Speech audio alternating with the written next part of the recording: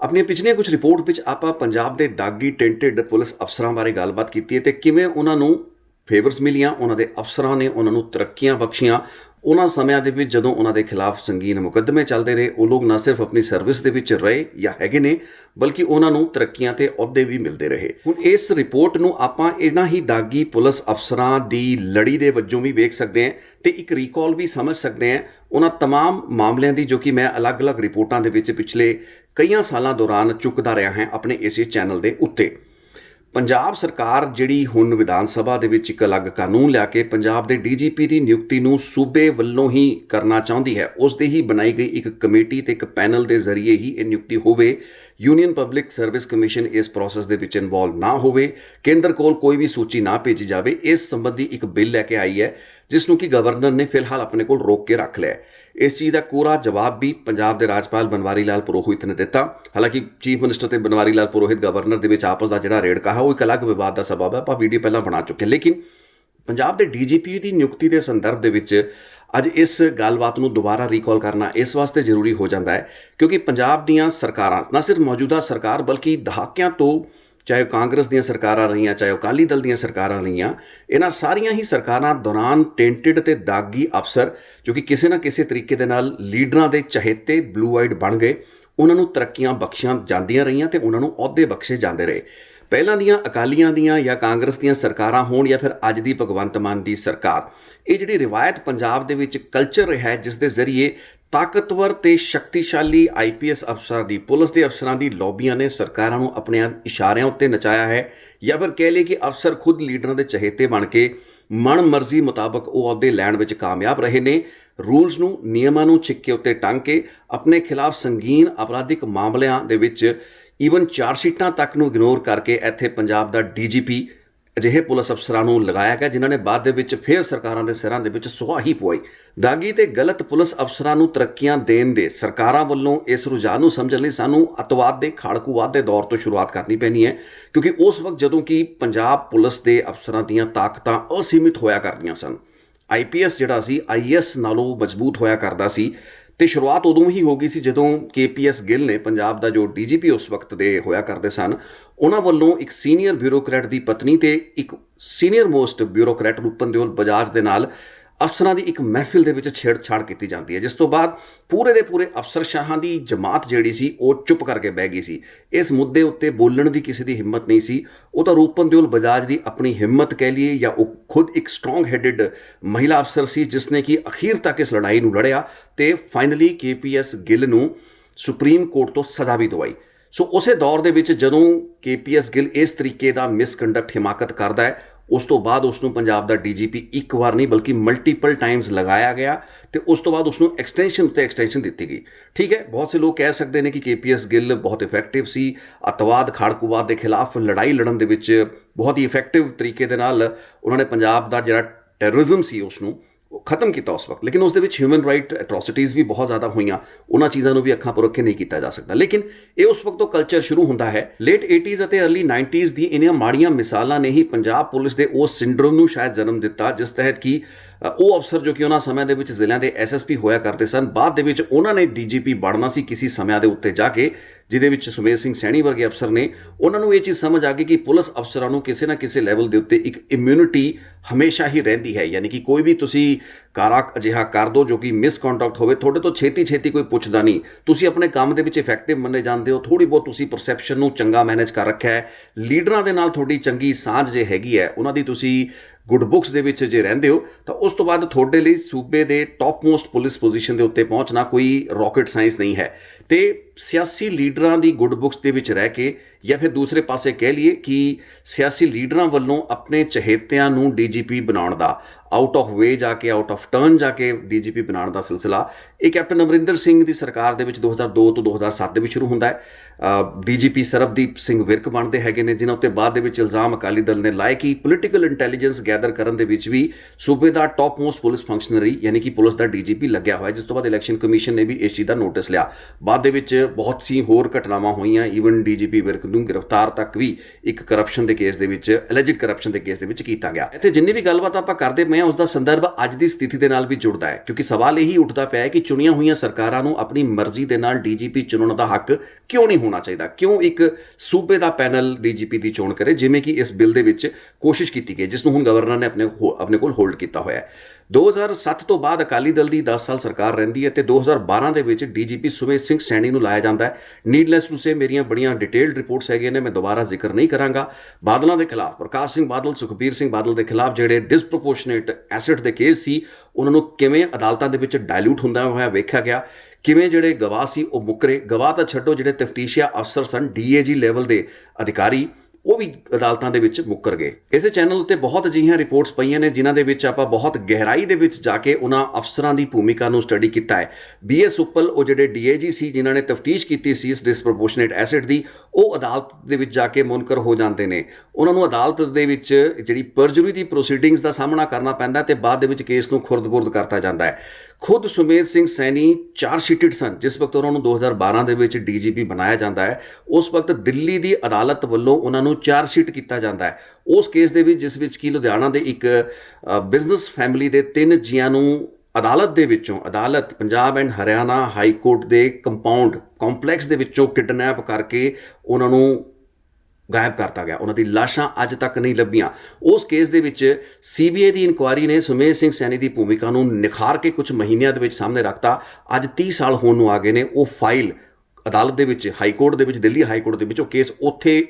ਹੀ ਉਸ ਦੇ ਉੱਤੇ ਜਿਹੜੀਆਂ ਹੈਂਡ ਬ੍ਰੇਕਾਂ ਲਾ ਕੇ ਰੱਖੀਆਂ ਗਈਆਂ ਨੇ। ਕਿਹੜੇ ਕੰਸੀਡਰੇਸ਼ਨ ਹੈਗੇ ਨੇ, ਜੋ ਕਿ ਚਾਰ ਸ਼ੀਟਾਂ 2007-8 ਦੇ ਵਿੱਚ ਸ਼ਾਇਦ ਫਾਈਲ ਹੋਈ ਸੀ। 15-15 ਸਾਲ ਬਾਅਦ ਵੀ ਚਾਰ ਸ਼ੀਟਾਂ ਦਾਇਰ ਹੋਣ ਤੋਂ ਇਹਨਾਂ ਕੇਸਾਂ ਦੇ ਵਿੱਚ ਕੁਝ ਨਹੀਂ ਹੋ ਰਿਹਾ। ਸੋ ਉਸੇ ਦਾਗੀ ਪੁਲਿਸ ਅਫਸਰ ਸੁਮੇਧ ਸਿੰਘ ਸੈਣੀ ਨੂੰ ਪੰਜਾਬ ਦਾ DGP ਜਦੋਂ 2012 ਦੇ ਵਿੱਚ ਲਾਤਾ ਗਿਆ, ਉਸ ਤੋਂ ਬਾਅਦ ਤਾਂ ਇੱਕ ਨਵਾਂ ਮਾਡਲ ਹੀ ਸਭ ਹੋਰ ਸਰਕਾਰਾਂ ਦੇ ਸਾਹਮਣੇ ਖੜਾ ਹੋ ਗਿਆ। ਹੁਣ ਜਿਸ ਸੂਬੇ, ਜਿਸ ਨਿਜ਼ਾਮ ਤੇ ਜਿਹੜੀ ਸਰਕਾਰ ਦੇ ਵਕਤ ਸੁਮੇਧ ਸਿੰਘ ਸੈਣੀ ਵਰਗੇ ਵਿਵਾਦਤ ਪੁਲਿਸ ਅਫਸਰ ਨੂੰ, ਕਿ ਚਾਰ ਸ਼ੀਟਡ ਪੁਲਿਸ ਅਫਸਰ ਨੂੰ ਹੀ ਪੰਜਾਬ ਦਾ DGP, ਉਸ ਦੇ ਮੁਕਾਬਲੇ ਦੇ ਵਿੱਚ ਹੋਰ ਸੀਨੀਅਰ ਅਫਸਰ ਜਿਹੜੇ ਕਿ DGP ਬਣ ਸਕਦੇ ਸੀ, ਉਹਨਾਂ ਨੂੰ ਅੱਖੋਂ ਪਰੋਖੇ ਕਰਕੇ ਲਾਤਾ ਗਿਆ। ਉਸ ਤੋਂ ਬਾਅਦ ਤਾਂ ਭਵਿੱਖ ਦੀਆਂ ਸਰਕਾਰਾਂ ਲਈ ਵੀ ਇੱਕ ਅਲੱਗ ਹੀ ਮਾਡਲ ਸਥਾਪਿਤ ਹੋ ਚੁੱਕਾ ਸੀ। ਫਿਰ ਆ DIG ਉੱਪਲ ਵਰਗਿਆਂ ਦੀ ਤਾਂ ਗੱਲ ਹੀ ਕੀ ਕਰਨੀ, ਜਿਹੜੇ ਅਦਾਲਤਾਂ ਦੇ ਵਿੱਚ ਖੁਦ ਉਹਨਾਂ ਤਫਤੀਸ਼ਾਂ ਨੂੰ ਲੀਡ ਕਰਦੇ ਰਹੇ ਤੇ ਬਾਅਦ ਦੇ ਵਿੱਚ ਅਦਾਲਤਾਂ ਦੇ ਸਾਹਮਣੇ ਜਾ ਕੇ ਮੁੱਕਰੇ। ਇਹਨਾਂ ਦੇ ਖਿਲਾਫ ਕੇਸਿਸ ਵੀ ਅਦਾਲਤਾਂ ਦੇ ਵਿੱਚ ਪਰਸੂ ਨਹੀਂ ਹੋਣ ਦਿੱਤੇ ਗਏ।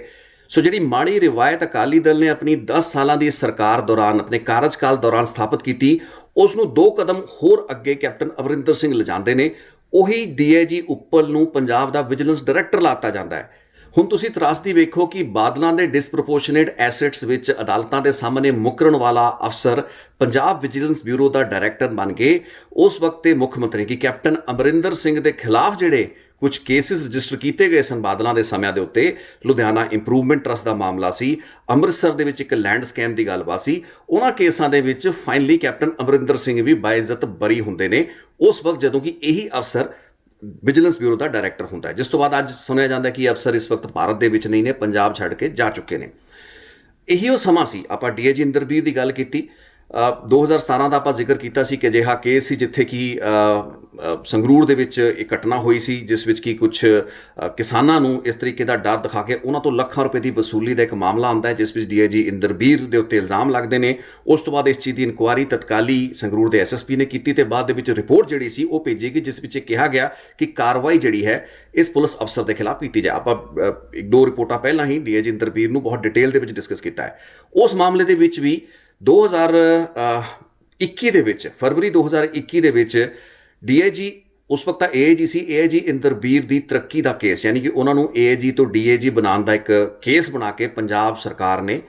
ਅੱਗੇ ਤੋਰਤਾ। ਤੇ ਉਸ ਕੇਸ ਜਾਂ ਉਸ ਰਿਕਮੈਂਡੇਸ਼ਨ ਦੇ ਉੱਤੇ ਪੰਜਾਬ ਦੇ ਗਵਰਨਰ ਨੇ ਜੋ ਜਵਾਬ ਦਿੱਤਾ ਸੀ ਉਹ ਮੈਂ ਤੁਹਾਨੂੰ ਦਿਖਾਉਂਦਾ ਹਾਂ। ਉਸ ਜਵਾਬ ਦੇ ਵਿੱਚ ਪੰਜਾਬ ਦੇ ਗਵਰਨਰ ਨੇ ਕਿਹਾ ਸੀ ਕਿ ਇਸ ਅਫਸਰ ਦੇ ਖਿਲਾਫ ਇੱਕ ਡੋਮੈਸਟਿਕ ਵਾਇਲੈਂਸ ਦਾ ਕੇਸ, ਯਾਨੀ ਕਿ DIG ਇੰਦਰਬੀਰ ਦੀ ਪਤਨੀ ਵੱਲੋਂ ਜਿਹੜਾ ਜਲੰਧਰ ਦੇ ਵਿੱਚ ਉਹਨਾਂ ਦੇ ਖਿਲਾਫ ਸ਼ਿਕਾਇਤ ਦਿੱਤੀ ਗਈ ਸੀ, ਇੱਕ ਘਰੇਲੂ ਝਗੜਾ ਸੀ, ਲੇਕਿਨ ਇੱਕ FIR ਰਜਿਸਟਰ ਹੋ ਗਈ ਸੀ ਇਸੇ DIG ਇੰਦਰਬੀਰ ਸਿੰਘ ਦੇ ਖਿਲਾਫ। ਜਦ ਤੱਕ ਉਹ ਕੇਸ ਪੈਂਡਿੰਗ ਹੈ, ਯਾਨੀ ਕਿ ਉਹ ਕੇਸ ਦੀ ਕ੍ਰਿਮੀਨਲ ਪ੍ਰੋਸੀਡਿੰਗਸ ਖਤਮ ਨਹੀਂ ਹੋ ਜਾਂਦੀਆਂ, ਤਦ ਤੱਕ ਇਹਨਾਂ ਦਾ ਜਿਹੜਾ ਕੇਸ ਹੈ AIG ਤੋਂ DIG ਪ੍ਰਮੋਟ ਹੁੰਦਾ, ਉਸ ਨੂੰ ਅਸੀਂ ਇੱਕ ਸੀਲਬੰਦ ਲਿਫਾਫੇ ਦੇ ਵਿੱਚ ਆਪਣੇ ਕੋਲ ਰੱਖ ਲਿਆ ਹੈ ਤੇ ਫੈਸਲਾ ਉਸ ਤੋਂ ਬਾਅਦ ਲਿਆ ਜਾਏਗਾ ਜਦੋਂ ਕੇਸ ਦਾ ਨਿਬੇੜਾ ਹੋਏਗਾ। ਇਹ ਫਰਵਰੀ 2021 ਦੀ ਗੱਲ ਹੈ। ਗਵਰਨਰ ਆਫਿਸ ਤੋਂ ਆਏ ਇਸ ਕਮਿਊਨੀਕੇਸ਼ਨ ਤੋਂ ਤਕਰੀਬਨ 6 ਮਹੀਨੇ ਬਾਅਦ ਅਗਸਤ 2021 ਦੇ ਵਿੱਚ ਤੁਸੀਂ ਦੇਖੋ ਕਿ ਪੰਜਾਬ ਦੇ DGP ਉਹਨਾਂ ਦੀਆਂ ਰਿਕਮੈਂਡੇਸ਼ਨਸ ਦੇ ਉੱਤੇ ਇੰਦਰਬੀਰ ਸਿੰਘ ਨੂੰ AIG ਤੋਂ DIG ਪ੍ਰਮੋਟ ਕਰਤਾ ਜਾਂਦਾ ਹੈ, ਯਾਨੀ ਕਿ ਇਨਸਿਸਟ ਕੀਤਾ ਜਾਂਦਾ ਹੈ ਏਆਈਜੀ ਤੋਂ ਡੀਆਈਜੀ ਇੰਦਰਬੀਰ ਸਿੰਘ ਨੂੰ ਪ੍ਰਮੋਟ ਕਰਨ ਤੋਂ ਬਾਅਦ ਉਹਨਾਂ ਨੂੰ ਕਈ ਮਹੱਤਵਪੂਰਨ ਅਹੁਦੇ ਦਿੱਤੇ ਜਾਂਦੇ ਨੇ ਤੇ ਫਿਰੋਜ਼ਪੁਰ ਦੇ ਵਿੱਚ ਡੀਆਈਜੀ ਵਜੋਂ ਲਾਤਾ ਜਾਂਦਾ ਹੈ ਤੇ ਡੀਆਈਜੀ ਦੇ ਅਹੁਦੇ ਤੇ ਰਹਿੰਦੇ ਹੋਏ ਫਿਰ ਇੰਦਰਬੀਰ ਸਿੰਘ ਨੇ ਕੀ ਕੁਝ ਕੀਤਾ ਉਸ ਦੀ ਕਹਾਣੀ ਮੈਂ ਆਪਣੀ ਪੁਰਾਣੀ ਰਿਪੋਰਟ ਵਿੱਚ ਦੱਸ ਚੁੱਕਾ ਹਾਂ। ਸੋ ਗਵਰਨਰ ਦੇ ਆਫਿਸ ਵੱਲੋਂ ਉਸ ਵਕਤ ਵੀ ਚਿਤਾਇਆ ਜਾਂਦਾ ਹੈ, ਸਰਕਾਰ ਨੂੰ ਦੱਸਿਆ ਜਾਂਦਾ ਕਿ ਇਸ ਅਫਸਰ ਦਾ ਤੁਸੀਂ ਕੇਸ ਪੜਾ ਕੇ ਭੇਜਦੇ ਪਏ ਹੋ, ਇਸ ਅਫਸਰ ਦੇ ਖਿਲਾਫ ਕ੍ਰਿਮੀਨਲ ਪ੍ਰੋਸੀਡਿੰਗਸ ਨੇ। ਇੱਕ ਆਪਣਾ check and balance the system ਹੁੰਦਾ ਜਿਸ ਉੱਤੇ ਅੱਜ ਆਪਾਂ ਬਹੁਤ ਇਤਰਾਜ਼ ਵੀ ਕਰਦੇ ਹਾਂ, ਕਹਿੰਦੇ ਜੀ ਕਿ ਗਵਰਨਰ ਇੰਟਰਫੇਅਰ ਕਿਉਂ ਕਰ ਰਿਹਾ। ਸੋ ਗਵਰਨਰ ਨੇ ਤਾਂ ਉਸ ਸਮੇਂ ਉਹਨਾਂ ਦੇ ਆਫਿਸ ਵੱਲੋਂ ਤਾਂ ਆਪਣਾ ਜਿਹੜਾ ਡਿਊ ਡਿਲੀਜੈਂਸ ਕਰਕੇ ਇਸ ਅਫਸਰ ਦੇ ਸੰਬੰਧੀ ਜੇ ਕੋਈ ਕੰਟਰੋਵਰਸ਼ੀਅਲ ਗੱਲਬਾਤ ਸੀ, ਕੋਈ ਮਿਸਕੰਡਕਟ ਜਾਂ ਕੋਈ ਵੀ ਅਜਿਹਾ ਅਪਰਾਧਿਕ ਕੇਸ ਸੀ, ਉਹਨਾਂ ਨੇ ਤਾਂ ਗੱਲਬਾਤ ਪ੍ਰੋਸੀਡਿੰਗ ਨੂੰ ਰੋਕ ਲਿਆ। ਲੇਕਿਨ ਉਸ ਤੋਂ ਬਾਅਦ ਤੁਸੀਂ ਦੇਖੋ ਕਿ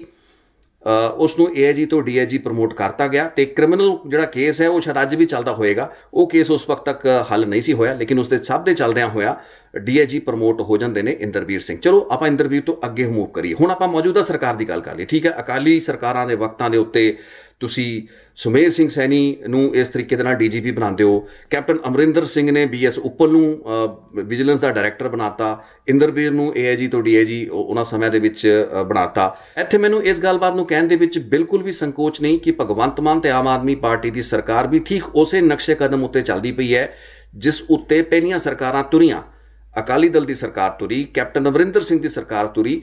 ਤੁਹਾਡੇ ਸਾਹਮਣੇ ਇੱਕ ਲੇਟੈਸਟ ਕੇਸ ਹੈ ਜਿਸ ਦੇ ਵਿੱਚ ਫਿਰ ਗਵਰਨਰ ਦਾ ਰੋਲ ਸਾਹਮਣੇ ਆਉਂਦਾ। ਹੁਣ ਇਸ ਨੂੰ ਤੁਸੀਂ ਇੰਟਰਫੇਰੈਂਸ ਕਹਿ ਲਓ ਜਾਂ ਜੋ ਮਰਜ਼ੀ ਕਹਿ ਲਓ, ਲੇਕਿਨ ਚੰਡੀਗੜ੍ਹ ਦੇ ਜਿਹੜੇ ਐਸਐਸਪੀ ਰਹਿ ਚੁੱਕੇ ਹੈਗੇ ਨੇ ਕੁਲਦੀਪ ਸਿੰਘ ਚਾਹਲ, ਆਪਾਂ ਪਹਿਲਾਂ ਵੀ ਉਹਨਾਂ ਦਾ ਜ਼ਿਕਰ ਕੀਤਾ ਸੀ, ਉਹਨਾਂ ਦੇ ਸੰਦਰਭ ਦੇ ਵਿੱਚ ਪੰਜਾਬ ਦੇ ਰਾਜਪਾਲ ਇੱਕ ਬਹੁਤ ਹੀ ਵੱਡੀ ਚਿੱਠੀ ਲਿਖਦੇ ਨੇ ਜਿਸ ਵਿੱਚ ਇੱਕ ਗਵਰਨਰ ਆਫ ਅ ਸਟੇਟ ਕਹਿ ਦਿੰਦਾ ਕਿ ਇਸ ਅਫਸਰ ਨੇ ਮਿਸਕੰਡਕਟ ਕੀਤਾ, ਉਸ ਦੇ ਖਿਲਾਫ ਚੰਡੀਗੜ੍ਹ ਦੇ ਐਸਐਸਪੀ ਰਹਿੰਦੇ ਹੋਏ ਕੋਈ ਸ਼ਿਕਾਇਤਾਂ ਆਉਂਦੀਆਂ ਨੇ। ਮਾਮਲਾ ਸਿੱਧਾ ਪੰਜਾਬ ਦੇ ਗਵਰਨਰ ਤੇ ਚੰਡੀਗੜ੍ਹ ਦੇ ਐਡਮਿਨਿਸਟ੍ਰੇਟਰ ਦੀ ਹੈਸੀਅਤ ਦੇ ਨਾਲ ਬਨਵਾਰੀ ਲਾਲ ਪੁਰੋਹਿਤ ਕੋਲ ਪਹੁੰਚਦਾ ਹੈ। ਬਨਵਾਰੀ ਲਾਲ ਪੁਰੋਹਿਤ ਇਸ ਮਾਮਲੇ ਦੀ ਆਪਣੇ ਪੱਧਰ ਉੱਤੇ ਇਨਵੈਸਟੀਗੇਸ਼ਨ ਕਰਵਾਉਂਦੇ ਨੇ ਤੇ ਉਸ ਵਿੱਚ ਇਹ ਚੀਜ਼ ਸਾਫ਼ ਹੁੰਦੀ ਹੈ ਕਿ ਚੰਡੀਗੜ੍ਹ ਦੇ ਐਸਐਸਪੀ ਦੇ ਅਹੁਦੇ ਤੇ ਰਹਿੰਦੇ ਹੋਏ ਕੁਲਦੀਪ ਚਾਹਲ ਵੱਲੋਂ ਕੁਝ ਅਜਿਹੀਆਂ ਗੱਲਾਂ ਬਾਤਾਂ ਕੀਤੀਆਂ ਗਈਆਂ ਨੇ ਜੋ ਕਿ ਮਿਸਕੰਡਕਟ ਦੀ ਸ਼੍ਰੇਣੀ ਦੇ ਵਿੱਚ ਆਉਂਦੀਆਂ ਨੇ। ਇੱਕ ਲੰਬੀ ਚੌੜੀ ਚਿੱਠੀ ਪੰਜਾਬ ਦੇ ਗਵਰਨਰ ਲਿਖ ਦਿੰਦੇ ਨੇ ਕਿਉਂਕਿ ਉਸ ਤੋਂ ਪਹਿਲਾਂ ਕਿਹਾ ਜਾ ਚੁੱਕਾ ਹੁੰਦਾ ਕਿ ਤੁਸੀਂ ਚੰਡੀਗੜ੍ਹ ਦੇ ਵਿੱਚੋਂ ਇਸ ਆਫਿਸਰ ਨੂੰ ਵਿਡਰਾਅ ਕਰੋ, ਯਾਨੀ ਕਿ ਪੰਜਾਬ ਕਾਡਰ ਦਾ ਆਈਪੀਐਸ ਅਫਸਰ ਚੰਡੀਗੜ੍ਹ ਦਾ ਐਸਐਸਪੀ ਦੇ ਰੂਪ ਵਿੱਚ ਤੈਨਾਤ ਹੈ ਕਿਉਂਕਿ ਇਸ ਉੱਤੇ ਕੁਝ ਸੀਰੀਅਸ ਗੱਲਾਂ ਬਾਤਾਂ ਨੇ, ਤੁਸੀਂ ਇਸ ਨੂੰ ਵਿਡਰਾਅ ਕਰੋ। ਪੰਜਾਬ ਦੇ ਰਾਜਪਾਲ ਵੱਲੋਂ ਆਪਣੀ ਪੜਤਾਲ ਤੋਂ ਬਾਅਦ ਲਏ ਗਏ ਇਸ ਫੈਸਲੇ ਨੂੰ ਪੰਜਾਬ ਦੀ ਭਗਵੰਤ ਮਾਨ ਸਰਕਾਰ ਇੱਕ ਗਲਤ ਰੌਸ਼ਨੀ ਦੇ ਵਿੱਚ ਦੁਨੀਆ ਦੇ ਸਾਹਮਣੇ ਰੱਖਦੀ ਹੈ ਤੇ ਉਸੇ ਅਫਸਰ ਜਿਸ ਨੂੰ ਕਿ ਮਿਸਕੰਡਕਟ ਦਾ ਹਵਾਲਾ ਦੇ ਕੇ ਚੰਡੀਗੜ੍ਹ ਦੇ ਐਸਐਸਪੀ ਵਜੋਂ ਹਟਾ ਲਿਆ ਗਿਆ ਹੁੰਦਾ ਹੈ, ਉਸੇ ਅਫਸਰ ਨੂੰ ਜਲੰਧਰ ਦਾ ਕਮਿਸ਼ਨਰ ਆਫ ਪੁਲਿਸ ਲਾਤਾ ਜਾਂਦਾ ਹੈ। ਹਾਲਾਤ ਅਜਿਹੇ ਆ ਜਾਂਦੇ ਨੇ ਕਿ ਜਦੋਂ ਜਲੰਧਰ ਦੇ ਵਿੱਚ 26 ਜਨਵਰੀ ਨੂੰ ਝੰਡਾ ਚੜਾਉਣ ਦਾ ਜਿਹੜਾ ਸਮਾਗਮ ਹੋਣਾ ਹੁੰਦਾ ਹੈ, ਉਸ ਵਕਤ ਇਹੀ ਪੁਲਿਸ ਅਫਸਰ ਪੁਲਿਸ ਦਾ ਕਮਿਸ਼ਨਰ ਹੁੰਦਾ ਹੈ ਤੇ ਗਵਰਨਰ ਦੇ ਇਤਰਾਜ਼ਾਂ ਦੇ ਚੱਲਦੇ ਛੁੱਟੀ ਤੇ ਉਸ ਦਿਨ ਚਲਾ ਜਾਂਦਾ ਤੇ ਉਸ ਝੰਡਾ ਚੜਾਉਣ ਦੇ ਸਮਾਰੋਹ ਦੇ ਵਿੱਚ ਵੀ ਸ਼ਾਮਲ ਨਹੀਂ ਹੋ ਸਕਦਾ। ਇੱਥੇ ਗੱਲਬਾਤ ਸਿਰਫ ਭਗਵੰਤ ਮਾਨ ਸਰਕਾਰ ਦੀ ਨਹੀਂ ਹੋ ਰਹੀ ਬਲਕਿ ਅਕਾਲੀਆਂ ਦੀਆਂ ਸਰਕਾਰਾਂ ਰਹੀਆਂ, ਕਾਂਗਰਸ ਦੀਆਂ ਸਰਕਾਰਾਂ ਰਹੀਆਂ, ਸਕਸੈਸਿਵ ਸਰਕਾਰਾਂ ਨੇ ਗਲਤ ਦਾਗੀ ਅਫਸਰਾਂ ਨੂੰ ਉਤਲੇ ਅਹੁਦਿਆਂ ਤੇ ਬਿਠਾਇਆ। ਪੰਜਾਬ ਦੇ ਡੀਜੀਪੀ ਦੇ ਅਹੁਦਿਆਂ ਦੇ ਉੱਤੇ ਵੀ ਅਜਿਹੇ ਅਫਸਰ ਬੈਠਦੇ ਰਹੇ ਨੇ ਜੋ ਕਿ ਚੰਗੇ ਅਫਸਰ ਨਹੀਂ ਨੇ। ਉਹਨਾਂ ਦੇ ਆਪਣੇ ਖਿਲਾਫ 4 ਸ਼ੀਟਾਂ ਤੱਕ ਦਾਇਰ ਹੁੰਦੀਆਂ ਰਹੀਆਂ ਨੇ, ਉਹਨਾਂ ਦੇ ਖਿਲਾਫ ਕਈ ਕੁਐਸਚਨ ਨੇ। ਸੀਨੀਅਰਿਟੀ ਤੇ ਮੈਰਿਟ ਦਾ ਕ੍ਰਾਈਟੇਰੀਅਨ ਤਾਂ ਫਿਰ ਬਹੁਤ ਹੀ ਪਿੱਛੇ ਰਹਿ ਜਾਂਦਾ ਹੈ। ਇਹਨਾਂ ਸਾਰੀਆਂ ਫਾਲਟ ਲਾਈਨਸ ਨੂੰ ਅੱਜ ਡਿਸਕਸ ਕਰਨਾ ਇਸ ਵਾਸਤੇ ਵੀ ਤਰਕ ਸੰਗਤ ਹੈ ਕਿਉਂਕਿ ਅੱਜ ਪੰਜਾਬ ਸਰਕਾਰ ਪੰਜਾਬ ਦੇ ਡੀਜੀਪੀ ਦੀ ਨਿਯੁਕਤੀ ਦੇ ਵਿੱਚ ਆਪਣੇ ਪੈਨਲ ਦੀ, ਆਪਣੇ ਅਫਸਰਾਂ ਦੀ ਵਾਧੂ ਸੇਧ ਚਾਹੁੰਦੀ ਹੈ। ਇਸ ਚੀਜ਼ ਦੀ ਗਹਿਰਾਈ ਵਿੱਚ ਜਾਏ ਬਗੈਰ ਕਿ ਸੁਪਰੀਮ ਕੋਰਟ ਵੱਲੋਂ ਜਿਹੜਾ ਲੇਡ ਪ੍ਰੋਸੈਸ ਹੈ ਉਸ ਦਾ ਮਕਸਦ ਹੀ ਇਹੀ ਪੱਖਪਾਤ ਨੂੰ ਰੋਕਣਾ ਹੈ। ਚੰਗੇ ਕਾਬਲ ਅਫਸਰ ਡੀਜੀਪੀ ਦੇ ਹੈਡ ਆਫ ਪੁਲਿਸ ਫੋਰਸ ਦੇ ਅਹੁਦਿਆਂ ਤੇ ਬੈਠਣ, ਇਹੀ ਉਹਨਾਂ ਗਾਈਡਲਾਈਨਸ ਦਾ ਤੇ ਪ੍ਰੋਸੈਸ ਦਾ ਇੱਕ ਮੇਨ ਮਕਸਦ ਹੈ। ਸੋ ਉਸ ਪ੍ਰੋਸੈਸ ਨੂੰ ਤੁਸੀਂ ਰਿਵਰਟ ਕਰਕੇ ਜ਼ਿਆਦਾ ਸੇ ਆਪਣੇ ਕੋਲ ਲੈਣਾ ਚਾਹ ਰਹੇ ਹੋ ਤਾਂ ਜਿਸ ਤਰੀਕੇ ਦੇ ਫੈਸਲੇ ਸਰਕਾਰਾਂ ਲੈਂਦੀਆਂ ਆਈਆਂ ਨੇ, ਅੱਜ ਭਗਵੰਤ ਮਾਨ ਸਰਕਾਰ ਇਹ ਨਹੀਂ ਕਹਿ ਸਕਦੀ ਕਿ ਅਕਾਲੀਆਂ ਦੇ ਸਮੇਂ ਜਾਂ ਕਾਂਗਰਸੀਆਂ ਦੇ ਸਮੇਂ ਉਲਟ ਫੈਸਲੇ ਹੁੰਦੇ ਸੀ। ਅੱਜ ਤੁਹਾਡੇ ਸਾਹਮਣੇ ਵੀ ਮਿਸਾਲਾਂ ਹੈਗੀਆਂ ਨੇ ਜਿੱਥੇ ਤੁਸੀਂ ਅਜਿਹੇ ਆਫਿਸਰਸ ਜਿਨ੍ਹਾਂ ਦੇ ਕੰਡਕਟ ਉੱਤੇ ਕੁਐਸਚਨ ਉੱਠੇ ਹੋਣ, ਹੋਰ ਕਿਸੇ ਨੇ ਨਹੀਂ ਬਲਕਿ ਪੰਜਾਬ ਦੇ ਗਵਰਨਰ ਨੇ ਚੁੱਕੇ ਹੋਣ ਤੇ ਉਹਨਾਂ ਮਿਸਕੰਡਕਟ ਦੇ ਇਲਜ਼ਾਮਾਂ ਉੱਤੇ ਕੋਈ ਸਫਾਈ ਉਹਨਾਂ ਅਫਸਰਾਂ ਵੱਲੋਂ ਤਸੱਲੀ ਬਖਸ਼ ਤਰੀਕੇ ਦੇ ਨਾਲ ਨਾ ਦਿੱਤੀ ਗਈ ਹੋਵੇ, ਨਾ ਹੀ ਸਟੇਟ ਗਵਰਨਮੈਂਟ ਨੇ ਮੁਨਾਸਿਬ ਸਮਝਿਆ ਹੋਵੇ ਵੀ ਉਹਨਾਂ ਇਲਜ਼ਾਮਾਂ ਦੀ ਗਹਿਰਾਈ ਦੇ ਵਿੱਚ ਜਾ ਕੇ ਘੱਟੋ ਘੱਟ ਮਾਮਲੇ ਦੀ ਤਹਿ ਤੱਕ ਤਾਂ ਪਹੁੰਚਣ ਦੀ ਕੋਸ਼ਿਸ਼ ਕੀਤੀ ਜਾਏ, ਲੇਕਿਨ ਉਸੇ ਅਫਸਰ ਨੂੰ ਤੁਸੀਂ ਕਮਿਸ਼ਨਰ ਆਫ ਪੁਲਿਸ ਲਗਾ ਦਿੰਦੇ ਹੋ। ਸੋ ਜਦੋਂ ਤੁਸੀਂ ਕਮਿਸ਼ਨਰ ਜਾਂ ਫਿਰ ਹੋਰ ਉਤਲੇ ਅਹੁਦਿਆਂ ਤੇ ਉੱਤੇ ਆਫਿਸਰ ਜਿਹੜੇ ਬਿਠਾਣੇ ਨੇ, ਜਦੋਂ ਉਹਨਾਂ ਦੀ ਨਿਯੁਕਤੀ ਨੂੰ ਲੈ ਕੇ ਇੰਨੇ ਕੈਜੂਅਲ ਹੋ ਤਾਂ ਫਿਰ ਪੰਜਾਬ ਦੇ ਡੀਜੀਪੀ ਦੀ ਨਿਯੁਕਤੀ ਦਾ ਇੱਕ ਚੰਗਾ ਖਾਸਾ ਪ੍ਰੋਸੀਜਰ ਜਿਸ ਨੂੰ ਕਿ ਸੁਪਰੀਮ ਕੋਰਟ ਨੇ ਵੀ ਹੁਣ ਵੈਟ ਕੀਤਾ ਹੈ, ਜੇ ਉਹ ਚੱਲਦਾ ਪਿਆ ਉਸ ਨੂੰ ਤੁਸੀਂ ਰਿਵਰਸ ਕਿਉਂ ਕਰਨਾ ਚਾਹੁੰਦੇ ਹੋ? ਕਿਉਂ ਇਸ ਤਰੀਕੇ ਦੇ ਜਿਹੜੇ ਬੇਲੋੜੇ ਕਾਨੂੰਨ ਹੈਗੇ ਨੇ ਉਹਨਾਂ ਨੂੰ ਲਿਆ ਕੇ ਨਾ ਤੇ ਸਿਰਫ ਵਿਧਾਨ ਸਭਾ ਦਾ ਸਮਾਂ ਵੇਸਟ ਕਰ ਰਹੇ ਹੋ ਬਲਕਿ ਪੰਜਾਬ ਦੇ ਲੋਕਾਂ ਦਾ ਸਮਾਂ ਵੇਸਟ ਕਰ ਰਹੇ ਹੋ, ਜਦ ਕਿ ਅੱਜ ਵੀ ਤੁਹਾਡੇ ਕੋਲ ਪੂਰੀਆਂ ਤਾਕਤਾਂ ਹੈਗੀਆਂ ਨੇ। ਪੰਜਾਬ ਸਰਕਾਰ ਦੇ ਹੱਥ ਵਿੱਚ ਅੱਜ ਵੀ ਪੰਜਾਬ ਦੇ ਡੀਜੀਪੀ ਦੀ ਨਿਯੁਕਤੀ ਦਾ ਪੂਰਾ ਕੰਟਰੋਲ ਹੈ। ਇਹ ਸਿਰਫ ਕਹਿਣ ਦੀ ਗੱਲ ਹੈ ਕਿ ਯੂਪੀਐਸਸੀ ਦਾ ਜਿਹੜਾ ਪੈਨਲ ਹੈ ਉਹ ਚੋਣ ਕਰਦਾ ਹੈ। ਯੂਪੀਐਸਸੀ ਦਾ ਪੈਨਲ ਅਫਸਰਾਂ ਦੀ ਇੱਕ ਲਿਸਟ ਦੇ ਵਿੱਚੋਂ 3 ਅਫਸਰਾਂ ਨੂੰ ਸ਼ਾਰਟਲਿਸਟ ਕਰਦਾ ਹੈ, ਤੇ ਜੇ ਉਹ 3 ਅਫਸਰਾਂ ਨੂੰ ਤੁਸੀਂ ਨਹੀਂ ਚਾਹੁੰਦੇ ਤਾਂ ਤੁਸੀਂ ਆਪਣੀ ਲਿਸਟ ਦੇ ਵਿੱਚ ਨਾ ਉਹਨਾਂ ਦੇ ਨਾਂ ਭੇਜੋ ਯੂਪੀਐਸਸੀ ਦੇ ਪੈਨਲ ਨੂੰ। ਉਸ ਪਰਿਸਥਿਤੀ ਦੇ ਵਿੱਚ ਤੁਸੀਂ ਪੂਰੀ ਤਰੀਕੇ ਦੇ ਨਾਲ ਆਜ਼ਾਦ ਹੋ। ਸਭ ਤੋਂ ਜ਼ਿਆਦਾ ਹੈਰਾਨੀ ਤੇ ਚਿੰਤਾ ਤਾਂ ਇਸ ਚੀਜ਼ ਦੀ ਹੁੰਦੀ ਹੈ ਕਿ ਸਰਕਾਰ ਨੂੰ ਇਸ ਤਰੀਕੇ ਦੀਆਂ ਪੁੱਠੀਆਂ ਮਤਾਂ, ਇਹਨਾਂ ਘੁੰਡੀਆਂ ਦੀ ਵਰਤੋਂ ਕਰਕੇ ਬਣੇ ਹੋਏ ਸਿਸਟਮ ਤੇ ਪ੍ਰਕਿਰਿਆਵਾਂ ਨੂੰ ਰਿਵਰਸ ਕਰਨ ਦੀ ਸਲਾਹਾਂ ਕੌਣ ਦਿੰਦਾ ਪਿਆ ਹੈ? ਉਹ ਸਰਕਾਰ ਜੋ ਕਿ ਉਸੇ ਮਾੜੀ ਰਿਵਾਇਤ ਨੂੰ ਅੱਗੇ ਤੋਰਦੀ ਪਈ ਹੈ, ਗਲਤ ਤੇ ਦਾਗੀ ਅਫਸਰਾਂ ਦੀਆਂ ਨਿਯੁਕਤੀਆਂ ਕਰਨ ਦੀ, ਉਹਨਾਂ ਨੂੰ ਮਹੱਤਵਪੂਰਨ ਅਹੁਦਿਆਂ ਦੇ ਉੱਤੇ ਬਿਠਾਉਣ ਦੀ, ਤੇ ਜੇ ਉਹਨਾਂ ਨੂੰ ਇੱਕ ਸ਼ਹਿਰ ਦੇ ਵਿੱਚੋਂ ਕੱਢਤਾ ਜਾਏ ਤੇ ਦੂਸਰੇ ਸ਼ਹਿਰ ਦਾ ਉਸਨੂੰ ਕਮਿਸ਼ਨਰ ਬਿਠਾਉਣਾ, ਸਿਰਫ ਇਸ ਜ਼ਿੱਦ ਦੇ ਵਿੱਚ ਆ ਕੇ ਕਿ ਇਹ ਗਵਰਨਰ ਨੇ ਡਿਸੀਜਨ ਲਿਆ ਤੇ ਅਸੀਂ ਗਵਰਨਰ ਦੇ ਪੁੱਠਾ ਹੀ ਫੈਸਲਾ ਲੈਣਾ ਹੈ। ਮੈਨੂੰ ਲੱਗਦਾ ਕਿ ਇਸ ਤੋਂ ਮੰਦਭਾਗਾ ਪੰਜਾਬ ਲਈ ਹੋ ਨਹੀਂ ਸਕਦਾ। ਤੁਸੀਂ ਇਹਨਾਂ ਚੀਜ਼ਾਂ ਦੀ ਗਹਿਰਾਈ ਦੇ ਵਿੱਚ ਜਾਓ। ਜੇ ਗਵਰਨਰ ਆਪਣੀ ਹੱਦ ਟੱਪਦੇ ਪਏ ਨੇ, ਜਿੱਥੇ ਕਿ ਅਸੀਂ ਕਈ ਵਾਰ ਗਵਰਨਰ ਨੂੰ ਕ੍ਰਿਟਿਸਾਈਜ਼ ਕੀਤਾ ਹੈ, ਕਈ ਮੌਕਿਆਂ ਦੇ ਉੱਤੇ ਗਵਰਨਰ ਨੇ ਆਪਣੀ ਲਿਮਿਟ ਨੂੰ ਕ੍ਰਾਸ ਕੀਤਾ ਹੈ, ਤੇ ਉੱਥੇ ਉਹਨਾਂ ਦਾ ਕ੍ਰਿਟਿਸਿਜ਼ਮ ਹੋਣਾ ਚਾਹੀਦਾ ਹੈ। ਲੇਕਿਨ ਜਿੱਥੇ ਉਹ ਵੈਲਿਡ ਕੇਸਾਂ ਦੇ ਵਿੱਚ, ਡੀਏਜ ਇੰਦਰਵੀਰ ਦਾ ਕੇਸ ਦੇ ਵਿੱਚ ਵੀ ਉਸ ਵਕਤ ਦੇ ਜਿਹੜੇ ਗਵਰਨਰ ਸੀ ਉਹਨਾਂ ਨੇ ਇਹ ਗੱਲਬਾਤ ਕੀਤੀ ਸੀ, ਤੇ ਕੁਲਦੀਪ ਚਹਿਲ ਦੇ ਕੇਸ ਦੇ ਵਿੱਚ ਵੀ ਇਹ ਗੱਲਬਾਤ ਹੋਈ ਹੈ। ਲੇਕਿਨ ਦੋਵਾਂ ਸਥਿਤੀਆਂ ਦੇ ਵਿੱਚ ਕੁਝ ਨਹੀਂ ਹੋਇਆ। ਅਫਸਰਾਂ ਨੂੰ ਹੋਰ ਉਤਲੇ ਅਹੁਦਿਆਂ ਤੇ ਬਿਠਾਤਾ ਗਿਆ, ਤੇ ਪ੍ਰਭਾਵ ਦੇ ਵਿੱਚ ਭਵਿੱਖ ਦੇ ਵਿੱਚ ਕੀ ਹੋਣਾ ਪੁਲਿਸਿੰਗ ਦਾ, ਤੇ ਭਵਿੱਖ ਦੇ ਵਿੱਚ ਕਿਸ ਕਿਸਮ ਦੀਆਂ ਕੰਟਰੋਵਰਸੀਜ਼ ਤੇ ਵਿਵਾਦ ਖੜੇ ਹੋ ਸਕਦੇ ਨੇ, ਇਹ ਤੁਹਾਡੇ ਆਪਣੇ ਸਾਹਮਣੇ ਹੀ ਹੈ। ਤੇ ਉਸ ਦੇ ਜ਼ਿੰਮੇਵਾਰ ਕੌਣ ਹੋਏਗਾ, ਇਸ ਚੀਜ਼ ਉੱਤੇ ਵੀ ਤੁਸੀਂ ਨਾਲ ਦੇ ਨਾਲ ਵਿਚਾਰ ਕਰ ਹੀ ਲਓ। ਅਜਿਹੇ ਆਫੀਸਰਸ ਜਿਨ੍ਹਾਂ ਦੇ ਕਿਰਦਾਰ ਸ਼ੱਕੀ ਹੈਗੇ ਨੇ, ਜਿਨ੍ਹਾਂ ਦੇ ਉੱਤੇ ਕਿਸੇ ਕਿਸਮ ਦੀਆਂ ਤੌਹਮਤਾਂ ਲੱਗੀਆਂ ਹੋਈਆਂ ਨੇ, ਜਿਨ੍ਹਾਂ ਨੂੰ ਤੁਸੀਂ ਸੀਨੀਅਰ ਪੋਜੀਸ਼ਨਸ ਦੇ ਉੱਤੇ ਅੱਜ ਬਿਠਾਉਣ ਤੋਂ ਪਹਿਲਾਂ ਸੋਚਣ ਲਈ ਮਜਬੂਰ ਜ਼ਰੂਰ ਹੋਣੇ ਚਾਹੀਦੇ ਹੋ। ਉਹਨਾਂ ਅਫਸਰਾਂ ਨੂੰ ਜੇ ਤੁਸੀਂ ਅੱਜ ਵੀ ਤਮਾਮ ਉਹਨਾਂ ਗੱਲਾਂ ਬਾਤਾਂ ਨੂੰ, ਤਮਾਮ ਉਹਨਾਂ ਕੌਸ਼ਨਸ ਨੂੰ ਦਰਕਿਨਾਰ ਕਰਕੇ, ਨਜ਼ਰਅੰਦਾਜ਼ ਕਰਕੇ ਚੰਗੇ ਅਹੁਦੇ ਦੇ ਰਹੇ ਹੋ, ਉਤਲੇ ਅਹੁਦੇ ਦੇ ਰਹੇ ਹੋ, ਉਹਨਾਂ ਸਥਿਤੀਆਂ ਦੇ ਵਿੱਚ ਤੁਹਾਡੀ ਸਰਕਾਰ ਵੱਲੋਂ ਡੀਜੀਪੀ ਦੀ ਨਿਯੁਕਤੀ ਨੂੰ ਆਪਣੇ ਸਟੇਟ ਦੇ ਅਫਸਰਾਂ ਦੇ ਹੱਥ ਵਿੱਚ ਰੱਖਣ ਸੰਬੰਧੀ ਜਿਹੜੇ ਬਿੱਲ ਪਾਸ ਕੀਤੇ ਗਏ ਨੇ, ਉਹ ਕਿੰਨੇ ਕੁ ਵੈਲਿਡ, ਕਿੰਨੇ ਕੁ ਵੈਲ ਇੰਟੈਂਸ਼ਨਡ ਤੇ ਕਿੰਨੇ ਕੁ ਆਪਾਂ ਕਹਿ ਸਕਦੇ ਕਿ ਵੈਲ ਮੀਨਿੰਗਡ ਸਮਝੇ ਜਾਣ, ਇਸ ਚੀਜ਼ ਨੂੰ ਸਮਝਣ ਲਈ ਮੈਨੂੰ ਲੱਗਦਾ ਕਿ ਮੈਂ ਇਹ ਗੱਲਬਾਤ ਆਪਣੇ ਸਬਸਕ੍ਰਾਈਬਰ ਤੇ ਹੀ ਛੱਡਾਂ ਜਾਂ ਆਪਣੇ ਵਿਊਅਰਸ ਤੇ ਛੱਡਾਂ ਤਾਂ ਬਿਹਤਰ ਹੋਏਗੀ। ਸੋ ਤੁਸੀਂ ਆਪਣੇ ਕੋਈ ਕਮੈਂਟ ਜਾਂ ਕੋਈ ਸੋਚ ਇਹਨਾਂ ਨਿਯੁਕਤੀਆਂ ਦੇ ਪ੍ਰਤੀ ਜੇ ਰੱਖਦੇ ਹੋ ਤਾਂ ਮੇਰੇ ਇਸ ਚੈਨਲ ਦੇ ਕਮੈਂਟ ਸੈਕਸ਼ਨ ਦੇ ਵਿੱਚ ਫੀਡਬੈਕ ਦੇ ਰੂਪ ਵਿੱਚ ਆਪਣੇ ਕਮੈਂਟ ਦੇ ਸਕਦੇ ਹੋ। ਅੱਜ ਦੀ ਰਿਪੋਰਟ ਨੂੰ ਮੈਂ ਇੱਥੇ ਵਿਰਾਮ ਦਾਂਗਾ, ਤੇ ਆਉਣ ਵਾਲੇ ਦਿਨਾਂ ਦੇ ਵਿੱਚ ਕੁਝ ਹੋਰ ਮਹੱਤਵਪੂਰਨ ਰਿਪੋਰਟਸ ਹੈਗੀਆਂ ਨੇ। ਸਰਪੰਚ ਰਾਣੂ ਦੇ ਡਰੱਗ ਸਕੈਂਡਲ ਤੇ ਡਰੱਗ ਰਿੰਗ ਦੇ ਉੱਤੇ ਅਗਲੀ ਰਿਪੋਰਟ ਮੇਰੀ ਹੋਏਗੀ। ਬਹੁਤ ਹੀ ਮਹੱਤਵਪੂਰਨ ਰਿਪੋਰਟ ਲੈ ਕੇ ਮੈਂ ਬਹੁਤ ਛੇਤੀ ਤੁਹਾਡੇ ਸਾਹਮਣੇ ਹਾਜ਼ਰ ਹੋਵਾਂਗਾ। ਬਹੁਤ ਬਹੁਤ ਧੰਨਵਾਦ ਇਸ ਰਿਪੋਰਟ ਨੂੰ ਵੇਖਣ ਲਈ।